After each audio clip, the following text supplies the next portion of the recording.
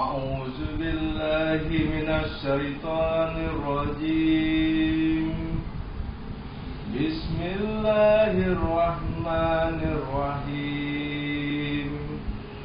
إذا وقعت الواقعة ليس لوقعتها كاذبة خافضة رافعة إذا رجت الأرض رجا وبست الجبال بسا فكانت هباء منبثا وكنتم أزواجا ثلاثا فأصحاب الميمنة ما أصحاب الميمنة وأصحاب المشأمة ما أصحاب المشأمة والسابقون السابقون أولئك المقربون في جنات النعيم ثلة من الأولين وقليل من الآخرين على سرر موضونة متكئين عليها متقابلين يطوف عليهم ولدان مخلدون بأكواب وأباريك وكأس من معين لا يصدعون عنها ولا ينزفون وفاكهة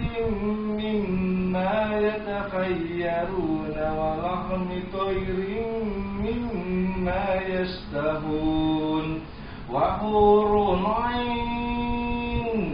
كأمثال اللؤلؤ المكنون جزاء بما كانوا يعملون لا يسمعون فيها لغوا ولا تأثيما إلا قيلا سلاما سلاما وأصحاب اليمين ما أصحاب اليمين في سدر مخضود وطلح ممدود وظل ممدود وماء مسكوب وفاكهة كثيرة لا مقطوعة ولا ممنوعة وفرش مرفوعة إنا أنشأناهن إنشاء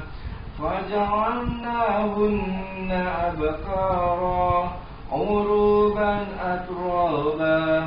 لأصحاب اليمين ثلة من الأولين وثلة من الآخرين وأصحاب الشمال ما أصحاب الشمال في سموم وحميم وظل من يحموم لا بارد ولا كريم إنهم كانوا قبل ذلك مترفين وكانوا يصرون على الحنث العظيم وكانوا يقولون إذا متنا وكنا ترابا وعظاما أئنا لمبعوثون أو آباؤنا الأولون قل إن الأولين والآخرين لمجموعون إلى ميقات يوم معلوم ثم إنكم أيها الضالون المكذبون لآكلون من الزقوم فمالئون منها البطون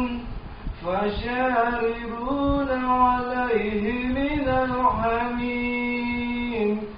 فشاربون شرب الهيم هذا نزلهم يوم الدين نحن خلقناكم فلولا تصدقون أفرأيتم ما تمنون أأنتم تخلقونه أم نحن الخالقون نحن قدرنا بينكم الموت وما نحن بمسبوقين على أن نبدل أمثالكم وننشئكم فيما لا تعلمون ولقد علمتم النشأة الأولى فلولا تذكرون أفرأيتم ما تحرثون أأنتم تزرعونه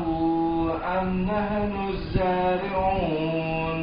لو نشاء لجعلناه حطاما فظلتم تفكهون إنا لمغرمون بل نحن محرومون أفرأيتم الماء الذي تشربون أأنتم أنزلتموه من المزن أم نحن المنزلون لو نشاء جعلناه أجاجا فلولا تشكرون أفرأيتم النار التي تورون أأنتم أنشأتم شجرتها أم نحن المنشئون نحن جعلناها تذكرة ومتاعا للمقوين فسبح باسم ربك العظيم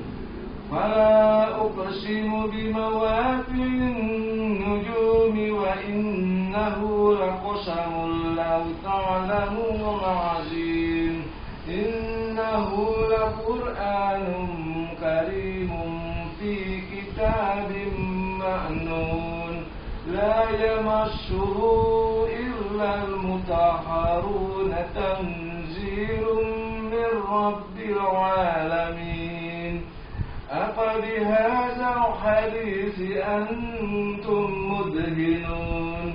وتجعلون رزقكم أنكم تكذبون فلولا إذا بلغت الحلقوم وأنتم حينئذ تنظرون ونحن أقرب إليه منكم ولكن لا تبصرون فلولا إن كنتم غير مدينين ترجعونها